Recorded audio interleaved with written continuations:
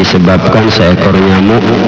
Itulah yang terjadi pada Zulkarnain yang di dalam surah Al-Kahfi ayat 83 Allah berfirman, yas'alunaka an Zulkarnain, jika ditanya padamu ya Muhammad tentang Zulkarnain, qul sa'atlu alaikum minhu dzikra, aku akan ceritakan kepadamu ya diantara ya kisah-kisahnya yang menjadi peringatan.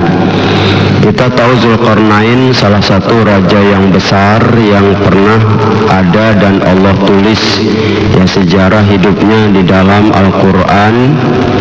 Di antara sekian banyak hal yang ada pada dirinya, kita ingin mengambil iktibar pada akhir kehidupan Zulkarnain. Ya, Zulkarnain ini kita tahu yaitu raja Makedonia yang digelar juga Alexander the Great atau Alexander yang Agung. Dia luas kekuasaannya, 1/8 bumi ini sudah dikuasainya. Begitulah orangnya gagah, strategi perangnya jitu, tentaranya kuat. Ya, banyak sudah negara-negara ditaklukkan, dan memang Zulkarnain ini luar biasa kalau dilihat dalam sejarah itu menjadi satu ya nilai panutan bagi raja-raja ya terutama sesudahnya itu. Salah satu taktik yang jitu dia pernah ketika akan menaklukkan Hindustan yang dikenal dengan Hindia, yang sebetulnya dia akan jadikan Hindia itu sebagai jalur untuk memasuki Cina. Nah, begitulah ya ketika dia sudah mulai memasuki Hindustan itu, pada waktu itu yang sangat besar kekuasaannya di Hindustan adalah Raja Fur. Ternyata dia tidak menyangka ya dia akan menaklukkan itu. Raja Fur sudah menggalang seluruh raja-raja kecil yang dapat menghempang ya lajunya tentara Zulkarnain yang sangat diketahui luar biasa ya daya juang, kekuatan, bahkan taktik tempurnya itu. Jadi ternyata Zulkarnain ya tertegun melihat ketika mereka itu sudah ya meletakkan pasukan di depan itu dengan hewan, yakni gajah-gajah yang besar. Sementara ribuan pasukan di belakangnya juga sudah siap untuk itu. Ya, tertegun Zulkarnain, ada rasa juga gamang pada saat itu, tapi apa boleh buat, sudah dekat. Istilah kalau orang Jawa itu udah kadung ya, kalau mandi ya basah sekalian. Tapi kan juga tidak mungkin gegabah untuk menghadapi seperti ini, bisa jadi kalah fatal dia. Itulah taktik yang dia lakukan itu ya, dia tunda dulu, dia bikin parit, sembari itu ya dia suruh pasukannya itu untuk membuat patung-patung dari tembaga yang berbentuk kuda ya, karena yang dihadapi ini gajah di depan. Jadi kuda dibikin ada seperti orang yang menungganginya. Tentu namanya tembaga kan tengahnya kosong, itulah diisi belerang ya yang dipanaskan itu. Maka itulah di luar maju, di luar ya maju terus. Nah, tentunya Raja Fur sebagai ya raja yang memimpin raja-raja di Hindustan saat itu ya karena juga punya keyakinan maju juga. Ya namanya lah kuda berhadapan dengan gajah, tentu lebih besar gajah.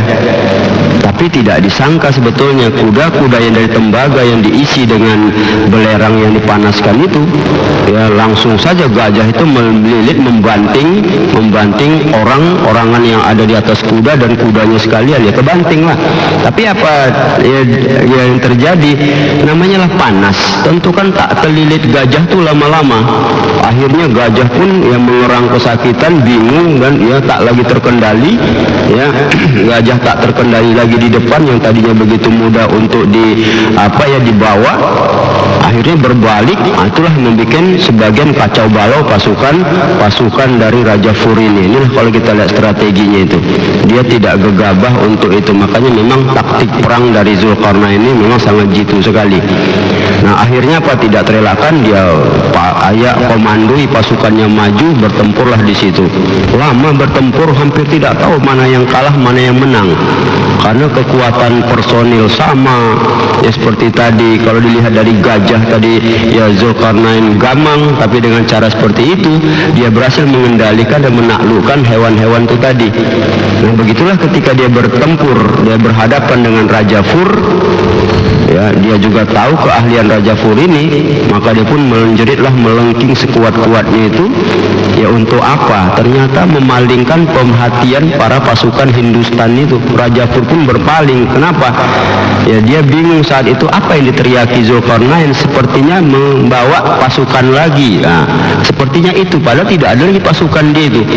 Karena dia teriak seperti mengomandoi, begitu kuat melengking, membingungkan Raja Fur dan pasukannya itu. Nah saat dia bingung, dia berpaling, itulah dihantamkannya pedangnya ke Raja Fur. Mati Raja Fur saat itu. Nah inilah kalau kita lihat, nah, pada saat dia akan memasuki India saat itu, itulah terjadi kejadiannya. Ya, seekor nyamuk menggigit badannya. Ya, digigit badannya, ternyata gigitan tidak sembarangan, menimbulkan ketidaknyamanan badannya, mulai demam tinggi. Ternyata nyamuk itu membawa penyakit malaria. Ya, Zulkarnain tidak lagi melanjutkan pertempuran itu.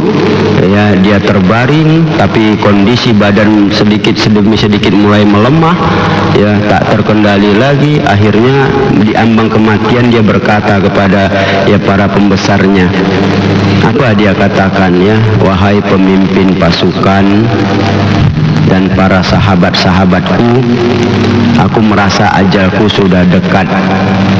Nanti kalau aku mati, ya, buatlah peti matiku itu, di sisi peti matiku itu bikinlah dua, ya, sisinya itu lubang untuk tanganku bisa dijulurkan ke atas. Banyak tangannya itu bikin lubang di peti itu, naikkan tangannya dua-dua ke atas itu permintaan dia. Ya, buat seperti itu, kemudian letak di kereta yang terbuka. Berarti kereta terbuka tak tertutup kereta itu ya, macam kereta barang begitulah ya. Dan bawalah jenazahku nanti kembali ke Makedonia ya, secara perlahan sambil melewati negeri yang kita taklukkan.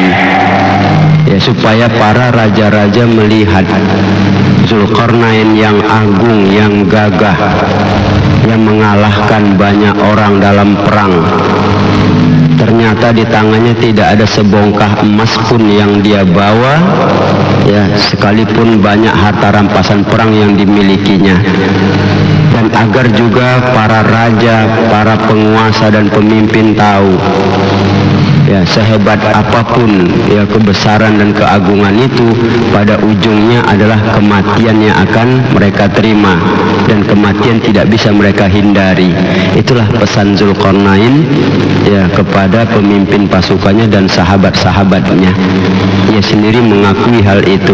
Gak lama dia pun meninggal dunia karena digigit oleh seekor nyamuk. Dari kisah singkat ini jelas kepada kita, ya, dia memberikan satu pelajaran yang besar. Apa yang ada di dunia ini tidak ada artinya di hadapan Allah ketika kematian itu datang. Ya, kita boleh bangga dengan jabatan, kita boleh bangga dengan harta yang banyak, kita boleh hebat dengan ilmu yang tinggi dan luas. Toh akhirnya ketika kematian datang dengan cara apapun Allah bikin, kita tidak mampu menghindarinya. Maka wajar di surah Al-Jum'ah ayat 8 digambarkan, Qul innal mautal ladzi tafirruna minhu fa innahu mulaqikum. Katakan ya Muhammad, sesungguhnya kematian yang kamu lari, takut kita lari daripadanya itu, fa innahu mulaqikum, sesungguhnya dia pasti akan menjumpai kamu, dia pasti akan mendatangi kamu. Kita tidak bisa, ya mau kemana pun silahkan, seperti yang pernah saya gambarkan pada kajian bab jenazah yang lalu itu, ya, bagaimana kita bilang mau berobat ke luar negeri dengan uang yang banyak, itu nggak bisa menghalangi malaikat maut datang. Kita boleh pergi naik pesawat dalam keadaan badan yang sudah lemah lunglai, berbagai negeri, berobat ke sana kemari, tapi nyatanya apa yang terjadi? Mati juga.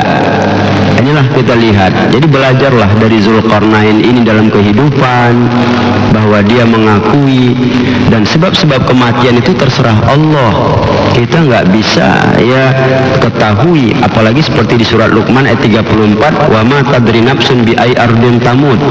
Tiada setiap diri mengetahui kapan dia mati, bumi mana menerima. Kita tidak tahu apa cara kematian kita, bagaimana mau Allah bikin, tidak ada yang tahu. Ada yang di jalan raya, di bawah ban truk kita bilang, dilindas, ada yang terjatuh, ada yang tertimpa reruntuhan, ada yang kena bom dan sebagainya, macam-macam bisa terjadi. Bahkan kadang sepele sekalipun seperti Zulkarnain, digigit nyamuk, kena malaria, akhirnya meninggal dunia. Ya, atau seperti Namrus yang dimasukkan Allah melalui ya telinganya itu nyamuk yang akhirnya memakan otaknya 40 tahun. Gampang sama Allah, nggak payah. Kita ini mati sebentar aja nya, tidak lama.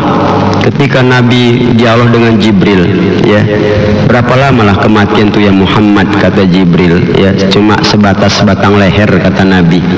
Ya, cuma lewat batang leher ini aja udah selesai itu kita. Nggak pala lama kali kita bilang. Inilah hal-hal yang menjadi satu nilai kebanggaan yang ada di dunia ini, ternyata tidak ada harganya ketika kematian mendatangi. Ketika kematian datang, kegagahan Zulkarnain habis, harta rampasan yang begitu banyak, negara-negara sampai ya, 1/8 daratan bumi ini dikuasainya, tak lagi bisa dia pegang. Ya, kehebatan perangnya sirna dan musnah, hanya menjadi sebuah badan yang menjadi mayat, namanya tak berdaya sama sekali. Inilah yang menjadi pelajaran kepada kita bahwa nilai kehidupan ada batas ujung kematian. Maka dia katakan tadi kan, ujungnya adalah kematian yang pasti akan mendatangi dan tidak bisa dihindarkan. Dia mengakui hal itu. Maka kita pun, ya siapapun kita, punya jabatan yang tinggi, sadarlah bakal mati. Punya harta yang banyak, nggak usah banggalah. Maka dia bilang supaya raja-raja yang tidak sombong, mereka itu tidak angkuh bahwa ujung dari semua itu adalah kematian, kata Zulkarnain. Ini menjadikan, kembali saya bilang tadi, menjadi ya iktibar, tazkiroh, peringatan kepada kita bahwa kenyataan hidup ya akan berakhir. Jodoh kehidupan adalah kematian, bahwa lari pun dari kematian Allah sudah tentukan bahwa nilai itu tidak bisa dihindari kapanpun dan dimanapun, baik sebab itu besar atau sebab itu kecil, bahwa hal ini adalah suatu kepastian yang bakal terjadi bagi kita. Demikian, wallahu a'lam.